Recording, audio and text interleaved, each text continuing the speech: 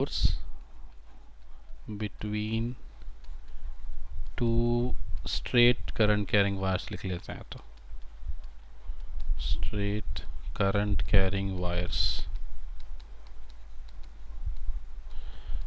तो देखो इसमें अलग अलग केस करते हैं अपन, स्टेप बाय स्टेप चलेंगे। मान लो तुम्हारे पास दो वायर हैं, एक वायर हो गया ये और एक वायर हो गया ये, और दोनों में करंट फ्लो रहा है मान लेते हैं, ठीक है। तो मान लेते हैं दोनों में करंट ऊपर की तरफ फ्लो रहा है I1, और इसमें भी तुम्हारा करंट फ्लो रहा है ऊपर I2। अब तुम निकालना चाहते हो कि दोनों के बीच में फोर्स कितनी लग रही है और किस डायरेक्शन में लग रही है, दोनों निकालेंगे। मान लेते हैं दोनों के बीच डिस्टेंस कितना है तुम्हारा, जो डिस्टेंस है वायर के बीच में D है तुम्हारा। तो फोर्स निकालने के लिए पहले अपन को क्या निकालना पड़ेगा कि तुम्हारा मैग्नेटिक फील्ड का डायरेक्शन कितना है। तो मुझे बताओ तुम्हारे पास दो फोर्स है, देखो एक तुम्हारा ये है और तुम्हारा ये है, तुम्हारा वायर तुम्हारा। तो पहला तो तुम्हारा वायर है, उसमें करंट कैसा फ्लो रहा है, ऊपर की तरफ फ्लो रहा है। तो इसके अगर अपन देखें फील्ड लाइंस कैसे होंगे तुम्हारे, ऐसे सर्कल बनेंगे तुम्हारे, ऐसे सर्कल्स, ऐसे पकड़ा अपन ने, सर्कल्स ऐसे बन रहे हैं तुम्हारे, ठीक है। तो मुझे बताओ अपन को क्या निकालना है, अपन को निकालना है कि वायर I2 पे कितना फोर्स लग रहा है। तो I2 पे कितना फोर्स लग रहा है निकालने के लिए, I2 के ऊपर जो तुम्हारा वायर है I2, इसके ऊपर कितनी मैग्नेटिक फील्ड बन रही है और किस डायरेक्शन में फील्ड बन रही है वो निकालनी पड़ेगी। वो फील्ड कौन बनाएगा, तुम्हारा I1, क्योंकि I2 के एक्सिस पे तो I2 का तो फील्ड नहीं होगा, तुम अपन जानते हैं। तो मुझे बताओ इस पॉइंट पे, मान लो वायर का तुम्हारा ये पॉइंट है, I2 वाला पॉइंट तुम्हारा, इस पॉइंट पे I1 की वजह से अगर अपन निकालना चाहें फील्ड किस तरफ होगी तुम्हारी। तो देखो ये सर्कल ऐसे घूमेंगे तुम्हारे, तो ऐसे घूमते घूमते बताओ क्या इस पॉइंट पे तुम्हारा फील्ड अंदर की तरफ जाएगा कि नहीं जाएगा। तो क्या जो I1 करंट कैरिंग वायर है उसकी वजह से जो मैग्नेटिक फील्ड बनी तुम्हारी किस पॉइंट पे, I2 वाले वायर के पॉइंट पे, क्या वो फील्ड अंदर की तरफ होगी, बिल्कुल होगी। तुम्हारा देखो ऐसे घूमेंगे सर्कल्स, तो इस पॉइंट पे कहाँ जा रही तुम्हारी फील्ड, अंदर की तरफ जा रही है तुम्हारी। अब I2 वाले वायर को देखो, I2 वाले वायर में करंट फ्लो हो रहा है ऊपर की तरफ और फील्ड कहाँ है, अंदर की तरफ। तो करंट ऊपर की तरफ, फील्ड अंदर की तरफ। तो अगर I2 वाले वायर पे फोर्स का डायरेक्शन निकाला जाए तो you can use your left hand Fleming rule, या फिर अपन को I क्रॉस P कहाँ आएगा तुम्हारा, लेफ्ट की तरफ। अगर ये यूज़ करते हो तुम्हारा, तो तुम इससे भी निकाल सकते हो तुम्हारा करंट कहाँ है, ऊपर की तरफ, मैग्नेटिक फील्ड अंदर की तरफ, फोर्स कहाँ लग रहा है तुम्हारा, लेफ्ट की तरफ। तो इसका मतलब इस वायर पे फोर्स कहाँ लगा तुम्हारा, इधर की तरफ लगा, और उसको अपने नाम दे दिया फोर्स F, ठीक है। तो ये तो फोर्स किस पे लगा तुम्हारा, 2 पे, किसकी वजह से, 1 की वजह से। तो इसको नाम चाहो तो तुम नाम ऐसे दे दो, फोर्स ऑन 2 ड्यू टू 1, ठीक है। वैसे ही क्या I1 वायर पे भी फोर्स लगेगा, बिल्कुल लगेगा। तो I1 वायर पे फील्ड कौन बनाएगा तुम्हारा, I1 की फील्ड तो होगी नहीं तुम्हारे एक्सिस पे, तो I2 वाला वायर बनाएगा तुम्हारा। तो I2 वाले वायर की वजह से पहले I1 वाले वायर पे कितनी फील्ड बनेगी और किस डायरेक्शन बनेगी वो निकाल लेते हैं। तो I2 में करंट कहाँ फ्लो रहा है तुम्हारा, ऐसे ऊपर की तरफ, तो इसके सर्कल देखो ऐसे होंगे तुम्हारे, ऐसे। तो क्या I1 इधर है तुम्हारा, तो I1 के लिए क्या फील्ड बाहर की तरफ आएगी तुम्हारी। तो इसका मतलब I1 वाले वायर पे जो फील्ड है तुम्हारी ये बाहर की तरफ आई, और किसने बनाई तुम्हारी, ये सेकंड वाले वायर ने बनाई। तो इसका नाम दे दिया अपन ने B2। B2 is the magnetic field formed by the second wire. अच्छा, तो अब I1 वाले वायर को देखो, करंट फ्लो हो रहा है ऊपर की तरफ और फील्ड आ रही है बाहर की तरफ। तो फोर्स कहाँ लगेगा, I क्रॉस B, ये तो इधर की तरफ, या तुम लगा लो अपना लेफ्ट हैंड फ्लेमिंग रूल, तो तुम उससे भी निकाल सकते हो। फोर्स तुम्हारा कहाँ आएगा, राइट की तरफ ही आएगा तुम्हारा। और ये फोर्स किस पे लग रहा है, 1 पे, और किसकी वजह से लग रहा है, 2 की वजह से। तो force on wire 1 due to 2। F12 इधर लग रहा है, F2 इधर लग रहा है, इसका मतलब कि दोनों वायर एक दूसरे को अपनी तरफ अट्रैक्ट करेंगे तुम्हारा। और क्या ये दोनों फोर्स बराबर होंगी, अपन जानते हैं बराबर होगी, न्यूटन्स थर्ड लॉ। जितने फोर्स ने 1 ने 2 को खींचा उतने ही फोर्स से 2 1 को खींचेगा।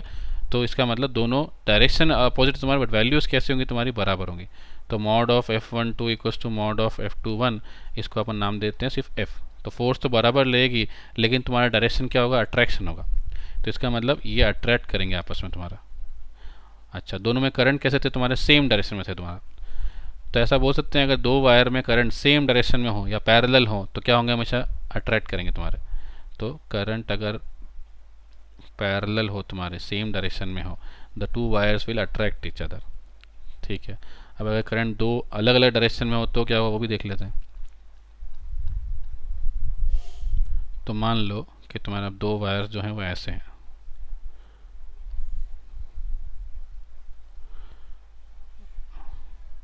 एक में करंट फ्लो मान लेते हैं ऊपर की तरफ, एक में करंट फ्लो मान लेते हैं नीचे की तरफ, ठीक है। तो ये I1 करंट ऊपर की तरफ फ्लो कर रहा है, I2 नीचे की तरफ फ्लो कर रहा है। अब मुझे बताओ, अगर I1 जो करंट है वो ऊपर की तरफ फ्लो कर रहा है और I2 तुम्हारा नीचे की तरफ फ्लो कर रहा है, तो बेसिकली वही तरीका, पहले अपन को निकालना क्या है कि इस I2 वाले वायर पे फोर्स कितनी लग रही है। तो इस I2 वाले वायर पे फोर्स कौन लगाएगा, वो मैग्नेटिक फील्ड जो I1 ने बनाई। तो पहले डायरेक्शन निकाल लेते हैं। तो I1 वाले वायर की वजह से I2 वाले वायर इस पॉइंट P पे मैग्नेटिक फील्ड का डायरेक्शन क्या होगा। डायरेक्शन ऑफ फील्ड तुम्हारा I1 ऐसा है तो सर्कल्स ऐसे होंगे तुम्हारे, सर्कुलर वायर, सर्कुलर लूप्स। तो I2 वाले वायर पे कहाँ जाएगी फील्ड तुम्हारी, इनटू द बोर्ड जाएगी तुम्हारी। तो इसका मतलब फील्ड तो इनटू द बोर्ड है, किसने बनाई, 1 ने, तो B1 तुम्हारा। अब I2 वाले वायर का फोर्स देख लेते हैं। तो करंट कहाँ जा रहा है, नीचे, और फील्ड कहाँ जा रही है, अंदर। तो I क्रॉस B अगर लगाओ तो I क्रॉस B कहाँ, इधर, और लेफ्ट हैंड लगाओ तो तुम लेफ्ट हैंड रूल लगा सकते हो। करंट तुम्हारा अंदर की तरफ, मैग्नेट फील्ड अंदर की तरफ, करंट नीचे की तरफ, फोर्स कहाँ लगेगा तुम्हारा, राइट की तरफ। तो इसका मतलब ये यहाँ पे तुम्हारा फोर्स लग रहा है किस पे, 2 पे, due to 1, force on the second wire due to the 1। अब वैसे ही I1 पे भी निकाल लेते हैं। तो I1 वाले वायर पे I2 जो तुम्हारा करंट है उसकी वजह से जो फील्ड बनेगी उसका डायरेक्शन निकाल लेते हैं अपन। I1 वाले वायर पे फील्ड कहाँ है तुम्हारी, अंदर की तरफ, क्योंकि तुम्हारा I2 में करंट नीचे की तरफ है तो सर्कल्स ऐसे होंगे तुम्हारे, तो क्लॉकवाइज, तो ऐसे तुम्हारा I1 पे अंदर की तरफ जा रही है। अब I1 वाला वायर को देखते हैं, करंट कहाँ फ्लो कर रहा है, ऊपर की तरफ, मैग्नेटिक फील्ड अंदर की तरफ। तो again I cross B, force कहाँ लग रहा है, लेफ्ट में तुम्हारा। तो फोर्स ऑन 1 ड्यू टू 2, या तुम चाहो तो लेफ्ट हैंड रूल से भी कर सकते हो। मैग्नेटिक फील्ड अंदर है, करंट ऊपर की तरफ है, फोर्स लेफ्ट में लग रहा है तुम्हारा। फिर वही बात, क्या दोनों फोर्स आपस में बराबर होंगे, हाँ फोर्स की वैल्यू तो बराबर होगी। F21 का मैग्नीट्यूड इक्वल्स टू F12, जिसको अपन नाम दे दिया F। और तुम्हारा आपस में क्या कर रहे हैं, दोनों वायर रिपेल कर रहे हैं तुम्हारा, तो एक दूसरे को धक्का दे रहे हैं, रिपेल कर रहे हैं। इसका मतलब जब करंट तुम्हारा एंटी पैरेलल होंगे या अपोजिट डायरेक्शन में तुम बोल सकते हो, तो the wires will repel each other. तो these wires will repel each other,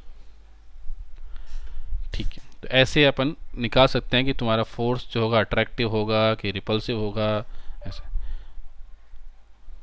तो मान लो कि तुम्हारे पास दो करंट कैरिंग वायर है जिसमें सेम डायरेक्शन है। ये करंट है I1, तो ये करंट है जो बोर्ड के अंदर जा रहा है तुम्हारा, और ये करंट हो गया तुम्हारा I2,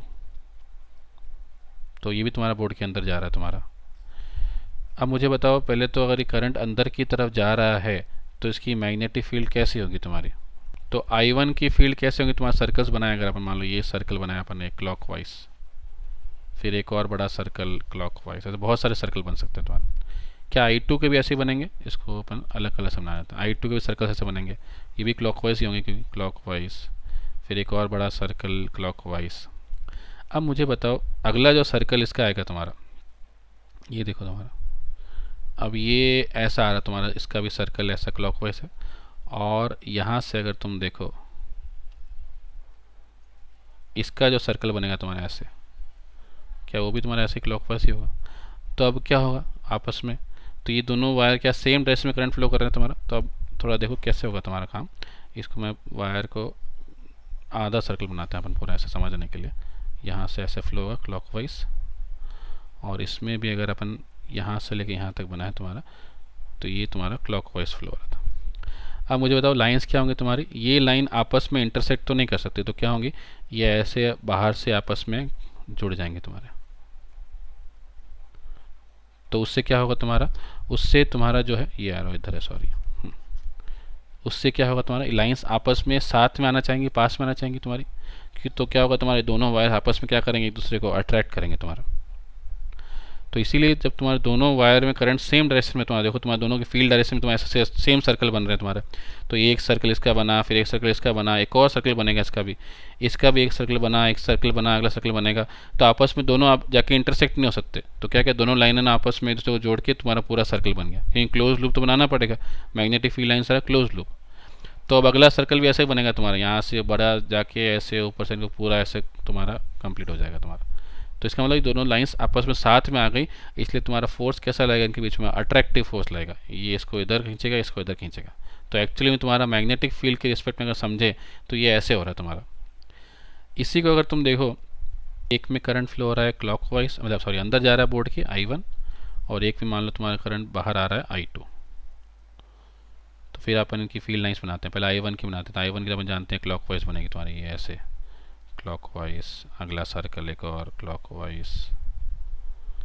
अच्छा I2 की बनाते हैं, क्योंकि तुम्हारा I2 जो है वो उसमें करंट बाहर की तरफ आ रहा है, तो इसकी जो फील्ड लाइंस कैसी होंगी तुम्हारी एंटी क्लॉकवाइज होंगे। देखो ऐसे एंटी क्लॉकवाइज।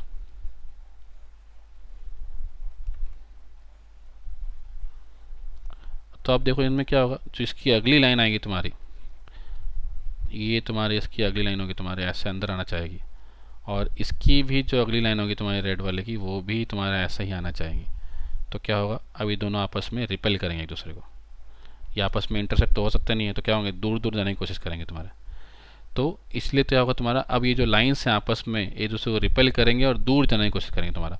इसलिए तुम्हारा वायर्स पे भी क्या होता है, तुम्हारा रिपल्स फोर्स लगता है। तुम्हारे दोनों वायर्स पे एक फोर्स इस तरफ लगती है और एक पे इस तरफ लगती है तुम्हारी। तो ये बेसिकली मैग्नेटिक फील्ड के साथ समझ रहे हैं कि एक्चुअली फोर्स लग कैसे रही तुम्हारी। हालांकि तो magnitude of the force between two wires,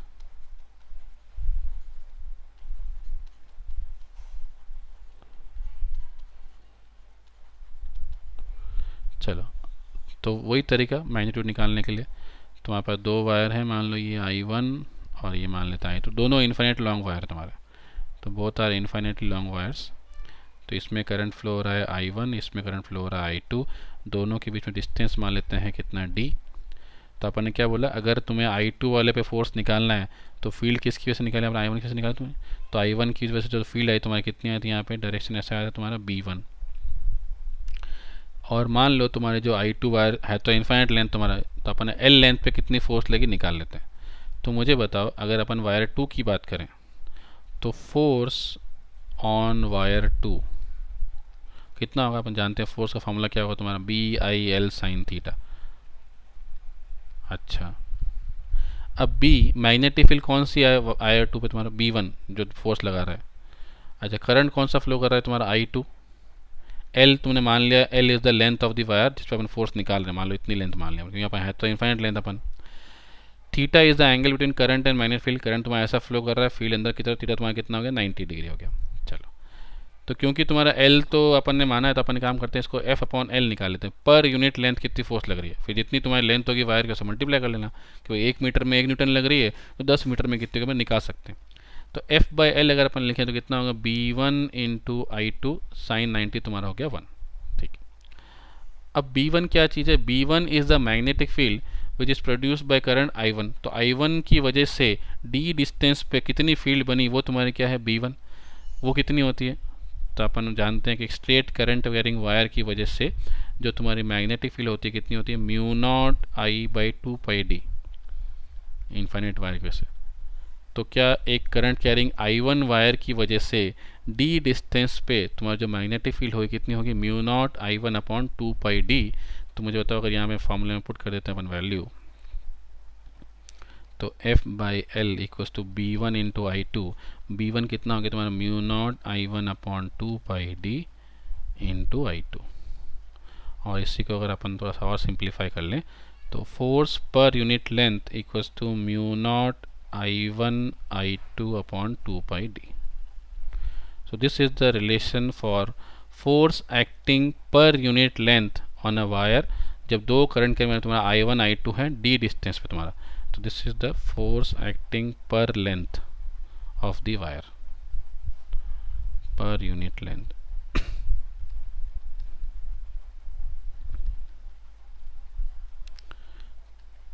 चलो, मान लो तुम्हारे पास दो सर्कुलर कॉइल है, एक ये कॉइल है और एक ये कॉइल है, और मान लो दोनों में करंट फ्लो हो रहा है क्लॉकवाइज। तो इन दोनों कॉइल के बीच में भी फोर्स लगेगा कि नहीं लगेगा। तो ये दो कॉइल हैं, एक में इसमें भी क्लॉकवाइज करंट फ्लो हो रहा है, इसमें भी क्लॉकवाइज करंट फ्लो हो रहा है, तो इन दोनों के बीच जो फोर्स लगेगा तुम्हारा, बिल्कुल लगेगा बेसिक तुम्हारा। अब वो फोर्स जो होगा कैसा होगा, अट्रैक्टिव होगा कि रिपल्सिव होगा। क्वेश्चन क्या है, एक सोलेनोइड है तुम्हारे पास, ये मरकरी है, बैटरी है, जैसे ही स्विच S ऑन किया तुम्हारा, तो ये जो स्प्रिंग है तुम्हारी जो, ये क्या करेगी। तो पहली चीज़ ऑप्शन था तुम्हारा, इट विल अट्रैक्ट, सेकंड था इट विल रिपेल, थर्ड था इट विल ऑसिलेट, और फोर्थ मान लेते हैं चलो नन ऑफ द अबव, कुछ भी अपन को नहीं पता। तुमने स्विच ऑन कर दिया, स्विच ऑन करते ही तुम्हारा जो ये स्प्रिंग है क्या करेगी, तुमसे ये पूछा। ये तो जानते हैं कि तुम्हारे करंट फ्लो जो है हर कॉइल में सेम डायरेक्शन में तुम्हारा अगर होगा, तो अगर सब में सेम डायरेक्शन में होगा तो तुम्हारा अट्रैक्ट करेंगी, और अट्रैक्ट करेंगी तो तुम्हारी स्प्रिंग क्या होगी, कोलैप्स होगी तुम्हारी। अब मुझे बताओ, जब स्प्रिंग कोलैप्स होगी तो क्या ऐसे हो जाएगा, तुम्हारा स्प्रिंग एकदम कोलैप्स होकर ऊपर आ जाएगी तुम्हारी, तो पानी ये मरकरी से बाहर निकल जाएगी तुम्हारी। ठीक है, जैसे ही मरकरी से बाहर निकली, क्या कॉन्टैक्ट टूट जाएगा तुम्हारे करंट का, क्योंकि तुम्हारा करंट फ्लो कैसे होगा, तुम्हारा हो नहीं सकता तुम्हारा। तो जैसे ही करंट फ्लो छूट गया, क्या होगा, फोर्स कितना हो जाएगा आपस तुम्हारा, ज़ीरो हो जाएगा। अगर फोर्स ज़ीरो हो गया तो क्या स्प्रिंग वापस अपने नेचुरल पोजीशन में आएगी तुम्हारी, और जैसे ही वापस अपने नेचुरल पोजीशन में आएगी, फिर मरकरी से कांटेक्ट में आएगी, फिर करंट फ्लो होगा, फिर करंट फ्लो होगा तो फिर फोर्स लगेगी, फिर ऊपर जाएगी। फिर जैसे ही ऊपर गया, कांटेक्ट छूट गया यहाँ से मरकरी से तुम्हारा, तो करंट फ्लो बंद हो जाएगा तुम्हारा। फिर तुम्हारा आपस रिलैक्स होगी, नॉर्मल पोजीशन में आएगी, और फिर जैसे ही मरकरी से कांटेक्ट में आएगी फिर करंट फ्लो होगा, और तुम्हारा क्या होगा, ऐसे ऐसे चलता रहेगा तुम्हारा। तो basically the spring will start oscillating. तो अपने पास फॉर्मूला क्या है, F by L equals to mu not I1 I2 upon 2 pi D. अपन को निकालना है कि करंट की डेफिनेशन देनी, 1 एम्पेयर कितना करंट होता है। तो मान लो तुमने दो वायर लिए और दोनों में सेम करंट फ्लो किया, मान लेते हैं 1 एम्पेयर, ठीक है, डिफाइन कैसे कर पता है, और दोनों में डिस्टेंस कितना लिया वायर के बीच में, 1 मीटर मान लो डी। तो तुम मुझे बताओ, अगर यहाँ पे मैं L की वैल्यू ले लूँ 1 मीटर, I1 भी ले लूँ 1 एम्पियर, I2 भी ले लूँ 1 एम्पियर, और D भी ले लूँ 1 मीटर तो मेरा F कितना आएगा बोलो, म्यू नॉट अपॉन 2 पाई, बाकी सब 1 है तुम्हारा।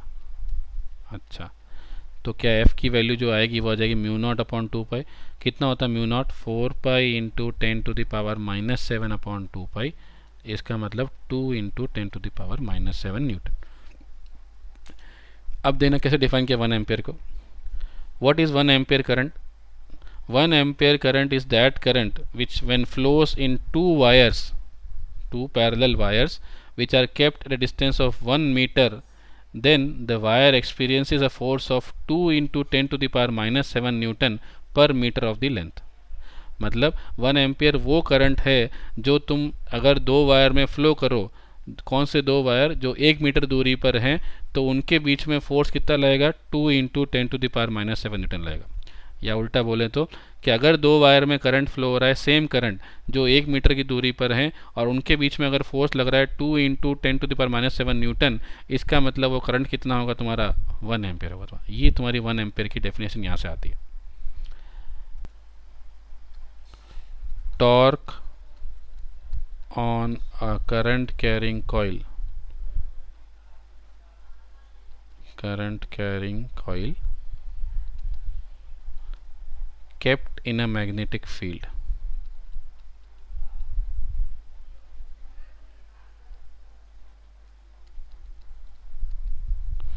चलो अब इधर देखो, मान लो तुम्हारे पास एक कॉइल है, ऐसे रखी हुई है, ये रेक्टेंगुलर कॉइल है तुम्हारे पास, और मान लो मैग्नेटिक फील्ड ऐसे आ रही है तुम्हारी, तो ये नॉर्थ है, ये साउथ है, फील्ड ऐसे चल रही है तुम्हारी यहाँ से यहाँ अब मान लो करंट तुमने इसमें कॉइल में फ्लो किया, ऐसे फ्लो हो रहा है तुम्हारा करंट में कॉइल ऐसे, लाइक दिस, तो यहाँ से ऐसे जा रहा है, ऐसे ऐसे और ऐसे, और फील्ड कहाँ है तुम्हारी, इस तरफ है।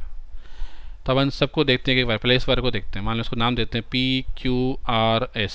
तो पहले PQ को देखते हैं, PQ की तुम्हारी करंट कहाँ फ्लो कर रहा है, ऐसे, और फील्ड कहाँ है तुम्हारी, इस तरफ है।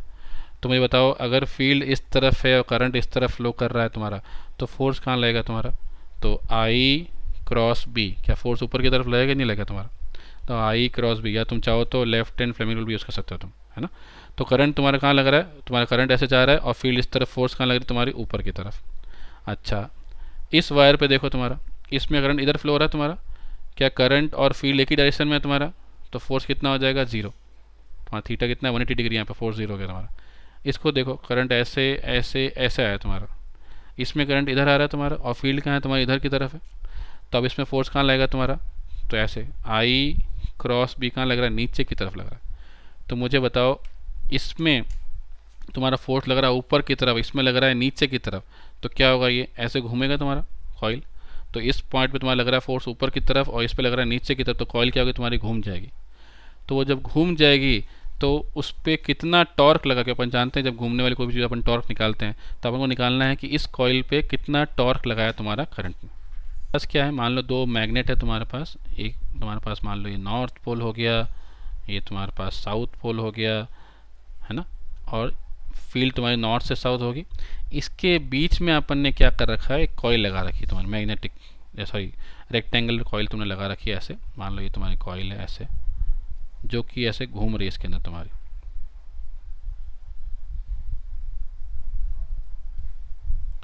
और इसमें अपन ने यहाँ से करंट फ्लो किया तुम्हारा आई।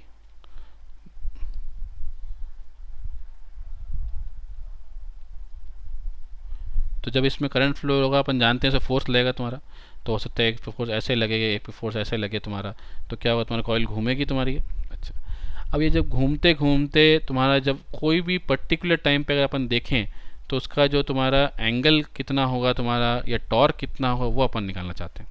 तो देखो थोड़ा 3 डायमेंशन डायग्राम है, इसलिए मैं इसको ऐसे दिखा रहा हूँ। ये जो अपने देखा था अभी कि फोर्स तुम्हारा ऐसा लग रहा है, तुम देखो तुम्हें क्या दिख रहा है, तुम्हें क्या पूरी कॉइल दिख रही है, क्या तुम्हें नहीं दिख रही, तुम्हें सिर्फ कॉइल का आगे वाला पोर्शन दिख रहा है ये। तो तुम ऐसा मानो तो तुम्हें तो सिर्फ एक लाइन दिख रही है बस, ये तुम्हें पूरी पीछे वाली कॉइल तुम्हें नहीं दिख रही है। अब मुझे बताओ कि अगर तुम्हारा करंट ऐसा फ्लो हो रहा था, आई इधर आई इधर आई, तो इस पर फोर्स कहाँ लगा, ऐसा लग रहा था तुम्हारा।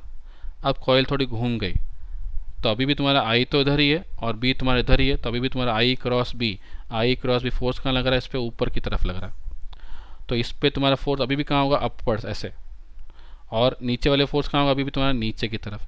तो मैं इसी पोजीशन में डायग्राम बना रहा हूँ, तो जब तुम दिख रहा है तुम्हें कॉइल ऐसे दिख रही है, फील्ड कहाँ है तुम्हारी, इस तरफ है तुम्हारे ऐसे। तो इसी पोजीशन में अगर अपन डायग्राम बनाएं, तो कॉइल की पोजीशन ये है तुम्हारी और फील्ड की पोजीशन तुम्हारी ये है। चलो तो डायग्राम बनाते हैं अपन, इसी केस में कैसे बनेगा तुम्हारा। अपने जो नाम दिए थे, ये तुम्हें दिख रहा है PQRS, तो तुम्हें सिर्फ और सिर्फ PQ दिख रहा है तुम्हें। तो जो मैंने PQ तुम्हें बनाया वो दिख रहा है तुम्हें। फील्ड कहाँ है, इस तरफ है तुम्हारी, ये बना लिया अपन ने। अच्छा, फोर्स कहाँ लग रही है, तो बताओ मुझे फोर्स कहाँ लग रही है। P पे तो लग रही है ऊपर की तरफ, और तुम्हारा अगर चलो अपने ऐसा बना लेते हैं, P पे लग रही है ऊपर की तरफ और Q पे लग रही है नीचे की तरफ तुम्हारा। तो अपन फोर्स का डायरेक्शन बना लेते तुम्हारा। तो रेक्टेंगल देखो, ये तुम्हारी लेंथ होगी रेक्टेंगल की L, और ये होगी तुम्हारी ब्रेड्थ भी। तो तुम्हें अभी क्या दिख रहा है, तुम्हें अभी सिर्फ ये वाले से तुम्हें सिर्फ ब्रेड्थ दिख रही है, तुम्हें ये लेंथ जो है इसकी अभी नहीं दिख रही है। ठीक है, अब मुझे बताओ अपन को टॉर्क निकालना है। तो टॉर्क कैसे निकालना अपन जानते हैं। तो torque, this is couple of force, दो फोर्स लग रहे हैं इक्वल अपोजिट, दोनों अलग अलग डायरेक्शन तुम्हारे हैं। तो अगर अपन को टॉर्क निकालना है तो अपन कैसे निकालेंगे, तो अपन दोनों की लाइन ऑफ एक्शन बनाते हैं। इसकी लाइन ऑफ एक्शन तुम्हारी ये होगी, तो इसकी लाइन और इसकी लाइन में परपेंडिकुलर डिस्टेंस, मतलब अपन को ये डिस्टेंस चाहिए। तो अगर ये डिस्टेंस मिल जाएगा अपन को, this is D which is D perpendicular, the perpendicular distance between the two line of forces. तो अगर ये D मिल जाएगा अपन को, तो अपन बोलेंगे टॉर्क कितना होगा, F इंटू डी, क्योंकि तुम्हारा यही परपेंडिकुलर डिस्टेंस है दोनों फोर्स की लाइन के बीच में। तो ये D कैसे निकला, अपन को क्या पता है, अपन को ये पता है कि ये साइड B है तुम्हारे रेक्टेंगल की, जो रेक्टेंगल की तुम्हारी ब्रेड्थ है वो B है, तुम्हें ये पता है। अच्छा, अब मुझे बताओ, अगर तुम्हारा ये मैग्नेटिक फील्ड है, ये तुम्हारा कॉइल है, तो अपन जानते हैं कि तुम्हारा अगर कॉइल ऐसा हो गया ये तुम्हारा, तो क्या इसका एरिया वेक्टर हमेशा कैसा होता है, कॉइल के परपेंडिकुलर। अगर तुम्हारी कॉइल ऐसे होती तो एरिया ऐसा होता, कॉइल ऐसा है तो ऐसा, कॉइल ऐसा है तो ऐसा। तो area vector is always perpendicular to the coil. तो अगर तुम्हारी कॉइल ऐसे हो गई है, तो क्या इस समय तुम्हारा जो एरिया वेक्टर होगा, क्या तुम्हारा एरिया वेक्टर ऐसा होगा परपेंडिकुलर टू द कॉइल। तो मैंने बोला मान लेते हैं B और A में एंगल थीटा है तुम्हारा, तो जो एंगल B और A में माना अपन ने वो थीटा है तुम्हारा। तो मुझे बताओ, अगर ये एंगल तुम्हारा थीटा हो गया ये वाला, तो अपन ये वाला एंगल तुम्हारा इसको थीटा अगर मान लेते हैं, तो क्या ये तुम्हारा हो जाएगा 90 minus theta, because this is 90 degree. तो ये तुम्हारा 90 माइनस थीटा हो गया, ये तुम्हारा थीटा है 90 है, तो आपस क्या तुम्हारा ये भी थीटा हो जाएगा तुम्हारा। तो बेसिकली तुम्हारा ये एंगल थीटा हो जाएगा तुम्हारा। तुम्हें क्या निकालना है, D निकालना है। तो D कैसे निकालना बताओ, इस ट्रायंगल में देखो तुम्हारा क्या sine theta equals to D upon B, जहाँ B तुम्हारी क्या है, ब्रेड्थ ऑफ द रेक्टेंगल तुम्हारा। तो क्या जो D है तुम्हारा distance between the two forces, क्या हो जाएगा B साइन थीटा। ये तो अपन जानते हैं फोर्स का फॉर्मूला तो B I L sine theta, theta is 90 degree है। अच्छा कौन सा एल, तो मुझे बताओ फोर्स किस लेंथ पे लग रहा है तुम्हारा, इस पे लग रहा है ना, तो अपन ये लेंथ की बात कर रहे हैं, इस लेंथ की। बी कौन है जो तुमने फील्ड लगाया, करंट तुम्हारा आई, तो क्या फोर्स जो होगा बी आई एल अपन यहाँ से ले लें। तो मुझे बताओ टॉर्क की अगर बात करें अपन, तो torque acting on the coil, तो टॉर्क ऑन द कॉइल कैसे निकालते हैं जानते हैं, force into distance between the two forces. तो फोर्स कितना है be in I into L, और डिस्टेंस कितना है बी साइन थीटा। अच्छा ठीक है, अब इस टॉर्क को अपन कैसे लिखते हैं, बी आई और ये एल इंटू बी, और एल इंटू बी क्या होगा, लेंथ इंटू ब्रेड्थ, ये क्या होगा तुम्हारा एरिया ऑफ द रेक्टेंगल। तो ये टॉर्क कितना हो गया B into I into A into sine theta. हाँ ये किसका है तुम्हारा, एक वायर तुम्हारा अगर ऐसा बंधा हुआ, लेकिन अपन जानते हैं कॉइल में तो 1 टन 2 टन 3 टन 4 टन ऐसे बहुत सारे वायर होंगे तुम्हारे। तो अगर n टर्न्स हैं तुम्हारे टोटल, तो टोटल टॉर्क कितना हो जाएगा, उसको n से मल्टीप्लाई कर दें, तो N I A B sine theta will be the torque, total torque तुम्हारा। तो जैसा अपन 1 टन का निकाला, अगर n टर्न्स है तुम्हारे वायर में, तो तुम्हारा टॉर्क कितना हो जाएगा, N I A B sine theta. अच्छा ठीक है, अब मुझे बताओ जैसा अपन ने इलेक्ट्रिक डाइपोल में देखा था कि अगर तुम एक इलेक्ट्रिक फील्ड है तुम्हारे पास E, उसके अंदर तुम एक डाइपोल को रखते हो जिसका डाइपोल मोमेंट है P, तो उसका टॉर्क आया था पी ई साइन थीटा, या जिसको अपन ने लिखा था P क्रॉस E बाद में। तो बेसिकली तुम देखो ये जो अपन अभी करा रहे हैं ये तो तुम्हें इलेक्ट्रिक डाइपोल का था, तो इलेक्ट्रिक डाइपोल को इलेक्ट्रिक फील्ड के अंदर रखा। तो अभी जो अपन एक मैग्नेटिक कॉइल लिया, अपन जानते हैं कोई भी कॉइल हो वो तुम्हारा क्या करता है, खुद की फील्ड बनाता है नॉर्थ और साउथ, तो क्या ये भी तुम्हारा एक तरह से मैग्नेटिक डाइपोल हो गया तुम्हारा, और उसको रखा कहाँ अपन ने, एक्सटर्नल मैग्नेटिक फील्ड में, तो उसमें भी तुम्हारा टॉर्क लग रहा है। तो क्या ये इलेक्ट्रिक फील्ड में इलेक्ट्रिक डाइपोल पे टॉर्क था, और ये मैग्नेटिक फील्ड में मैग्नेटिक टॉर्क था। तो यहाँ देखो पी ई साइन थीटा, ई क्या था electric field, theta was the angle between electric dipole moment and electric field. तो यहाँ भी देखो तुम्हारा बी साइन थीटा तो आ रहा है, इसका मतलब जो ये एन इंटू आई इंटू ए है, ये कुछ वैसी ही चीज़ है जो यहाँ पे P है तुम्हारा, और यहाँ पे P तुम्हारा क्या था, इलेक्ट्रिक डाइपोल मोमेंट। तो अपन एनालॉजी से बात कर रहे हैं कि जैसा इलेक्ट्रिक फील्ड में टॉर्क का फॉर्मूला आया था तुम्हारा एक, वैसा ही फॉर्मूला ये आ रहा है तुम्हारा E sine theta electric field थी यहाँ पे, या B sine theta magnetic field तुम्हारा, तो ये P तुम्हारा इलेक्ट्रिक डाइपोल मोमेंट है। इसीलिए ये जो N इंटू आई इंटू ए है ये कुछ मैग्नेटिक डाइपोल मोमेंट जैसा हो सकता है, इसीलिए अपने इसका नाम रख दिया, इसको अलग से नाम दिया M, जहाँ M क्या हो जाएगा N I A, that is called the magnetic dipole moment.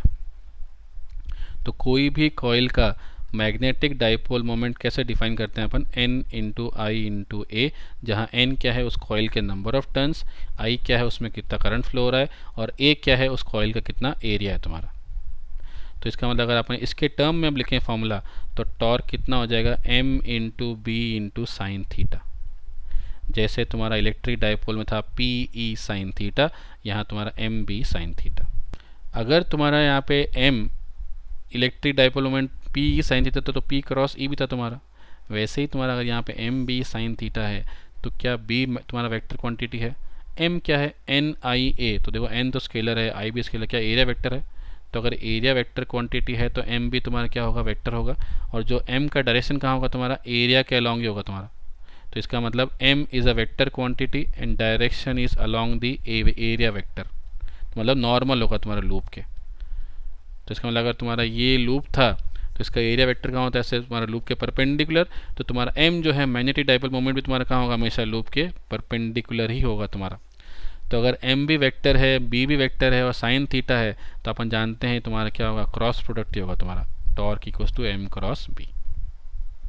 तो ये तुम्हारा फाइनल रिजल्ट आ गया। तो तुम्हें दोनों रिजल्ट याद रखने, तो सीधा N I A B sine theta और एक एम क्रॉस बी।